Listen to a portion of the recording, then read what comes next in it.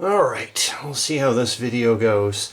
So I think I was mentioning before that at Can Games, one of the people I was playing it, who also was running Wings for the Baron, another World War I themed game.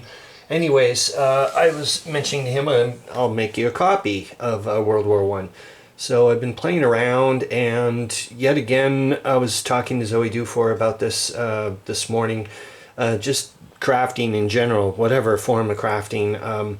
I've noticed that if I'm not prepared to deal with failures and having to, redo things, if I'm expecting things to happen perfectly the first time I'm in the wrong, I should pick up something else to do, because that's the way I'm looking at it. And yet again, I've tons of mistakes happen, and I'm like, no, I'm just learning techniques and trying to figure out the best ways of doing stuff, and it's a great way of doing it. I'm just like, oh, another, something didn't work, let's see why it didn't work, and that type of stuff.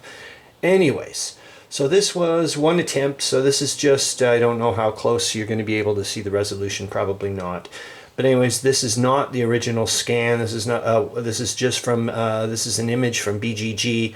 I ended up using that website that split it up into 4 panels for me, and I wanted to see if I could get away with doing a 4-panel game instead of the 6. What did I do? Was it not? I did 3 panels. It was quite big, a lot bigger than this. Anyways, well, obviously you can see the counters, so hopefully you can see the different sizes. So this is the original. This is from Meandering Mike's clipped counters, and you can see here. And here's an original map. I just wanted to show you the slight size difference. You can see in a minute, I hope. Anyways, and these are counters from Guns of August. The Guns of August from Avalon Hill, I think, is it? And these are just homemade counters that I was using for an 8.5 by 11 game, and these are from Kaiserslaut, or whatever the heck it's pronounced, from Spence and Gable. And these are my homemade ones that I made for the giant World War I sized map that I did and brought to Can Games. I just wanted to show you the size difference and what I could get away with. But anyways, also on here, on this slight difference, I don't know if you can see it, but I'll zoom in a little. Hold on, so maybe you will start to notice. So you'll start to notice it's slightly, like it's good here. I'll bring it down a bit so you can see. Hold on. So, there. So the hexes match up here, but the problem is that these hexes are just a little bit smaller, and as you can see here, the reason being is with my printer, I just haven't been able to get it to work properly with the software. I'm getting skewing. And what I mean by that is, yet again, just looking at this from a production point of view, I'll show it to you in a minute, so these are not fully 8.5 by 11s, so I'm not printing straight out to the border. When I was printing out straight to the border, I'm going to maybe show it to you off to the side. Well, maybe I will. But I'm getting skewing in certain bits, so some of the hexes are not working out right. Like it's a lot worse than just having a slightly small hex. I think I could probably get away with it. Let's see. I'll bring it in the counters a little more so you can see what I mean. So there we go. I think I might be able to get away with it with the small counters. I'm going to give it a shot and see what happens. What I'm going to do when I make my my homemade counters for this is I'll thicken them up a bit, so they'll be much bulkier. So I'll hopefully be able to grab either with my forceps or my fingers. That should help. But I think I might be able to get away with it. But we'll see. But obviously you can see with the counter clip, Meandering Mike's counter clipped original counters here, they work pretty darn good with these hexes. So that being said, I could also scan maybe the original, since I have it here, I could scan them in and see if I could get a perfect match, because I'd get a far better resolution than this guy, and so I could play around with. And yet again, with the colors, there's so many variables going on here. Of course, I mean, I've got software that's using a certain color space. And then I'm using a printer that is using a certain color space, and it may not have a certain profile for that paper, and so on and so forth. I'm playing around, in other words, which is good and bad, but you can see there's a monster variation here. Let's take a look at some other things. That being said, so these are fake panels, if you want, or panels I made, or mounted boards of your console. It's just the chipboard. Oh, I'll bring it back a bit. Zoom out there. Yeah, okay. So this is just the chipboard, and then I use this is 65-pound bond paper. But like you can see, I've actually just ordered some rubber cement, so I get to try that out. I ended up having to also glue another side as well, just due to the fact of the bowing. Yet again, that's what I'm also looking at for production point of views of efficiency and whatnot. This isn't very efficient in the sense I'm not using the full 8.5 by 11. I'm wasting paper. You'll see here over off to the side. So for example, so that's all wasted. I have to trim that off. That's a waste of space.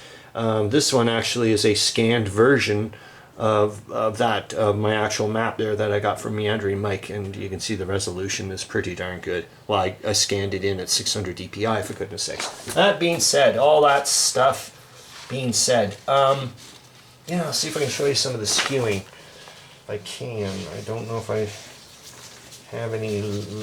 Oh, it's probably would be for sure some that are trimmed. Let's see if I can bring some in here so you can see what I mean. So I don't really mind. Then I'm going to show you that some 110-pound bond paper that I just picked up today, which is really nice, and I think I could get away with it. So if we can see there, I'm starting to see how it's. I don't know if you can see that, but I'll try to zoom it in a little bit and bring it into there. I'm starting to get some pretty severe skewing there, and I'll bring in the other one here and you'll see what I mean as well. So they line up pretty good in certain spots, but then they start to where's the other one? Doesn't really matter, but hopefully you get the idea. It's not that great here. I think it's over here. You'll see them mostly. Hold on if I bring it up. There. I mean, it's still not great, but oh well. I don't want to go berserk on this, but anyways, I'm going to try to see if I can I'll switch over a little bit with the counters here, if you can see off to the side. Since I'll be using a much smaller counter, so I'll make the national symbol much smaller, obviously. Hold on, I'll bring it down so you can see a little bit more, and I'm going to show you my nice little 110-pound bond paper, which seems to should work in the sense I can get away from using a mounted whatever, if that's the way I want to go. So what I'll do with the counters here is I'll just make the flags much smaller. I'll be able to also put the army identifiers in, like the person that I'm making the game for, he said, oh, it would be a nice touch, so that way I can see the historical, like, oh, I'm using the German, 4th Army here or whatever, that type of stuff. Anyways, let me zoom out again and I'll show you the panels I just made with 110-pound bond paper, which I think is really nice. I'll zoom out entirely and see if I can pop them in. And then I just tape the back, I think, with not surgical, or maybe it is surgical tape, but this nice stretchy type tape. But you can see, I think that'll come out not too bad. They're nice, 110 pound, it's pretty thick. And it seems to, it's matte, not shiny at all. I got an off, like a yellow bit to it. Well, you can see here at the back side, that's what it's nice, which I like. I want to get away from the glare and so on and so forth. But I think that just might work if the counters, like I said, if I go in to make some counters. Let's pop one on here again. So that would be a counter clipped one, but I'd have to try to figure that. And I'll mount, like I said, I'll mount them up a little bit and see if that works. But I think this should be a nice, relatively inexpensive alternative to making them up and seeing if I can send some off to a few people. For example, like Harold Bosmo has whatever's shipping issues due to the fact, and so it's expensive to get games there out in Germany from American games and whatnot, and so on and so forth. Anyways, that's it.